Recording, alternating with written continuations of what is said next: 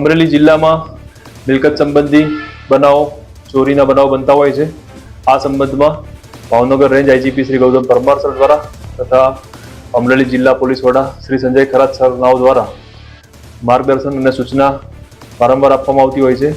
તે સંદર્ભમાં અમરેલી જિલ્લા એલસીબીપીઆઈના રાહબર હેઠળ એમની ટીમ આવા ગુનાઓ ડિટેક્ટ કરવા માટે પ્રયત્નશીલ હતી. તે દરમિયાન તેમને સ્પષ્ટ બાતમી હકીકત મળેલ કે અસલમભાઈ આમદભાઈ પબડા કે જે બગસરા ખાતે રહે છે અને એમના દ્વારા બાઇકો ચોરી કરવામાં આવતા હોય તેમને પૂછપરછ કરતા તેમને કુલ 8 મોટરસાયકલ બાઇક ચોરી કરેલ. 2 રાજુલા પોલીસ સ્ટેશનમાં ગુના દાખલ થયેલા છે.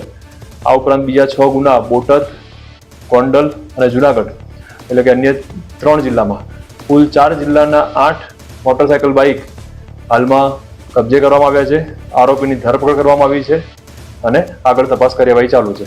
આ સાથે જ ખાસ જણાવવાનું કે આ તપાસ દરમિયાન ધ્યાનમાં આવેલ છે કે ચોરીના બાઇકો ચોર દ્વારા ચોરી કર્યા પછી ખોટા કાગળ બનાવી ગામડામાં ખાસ કરીને ખેડૂત વર્ગને ઓછા ભાવે લખાણ કરી આપવામાં આવતું હોય છે. ખેડૂતો દ્વારા એ બાઇક ચોરાયેલું છે કે નહીં, આરસી બુક એની સાથે છે કે નહીં, આવા કોઈ પણ પ્રકારના બીજા જેન્યુઇન ડોક્યુમેન્ટ લીધા વગર માત્ર લખાણના આધારે સાચું સમજી ખરીદતા હોય છે.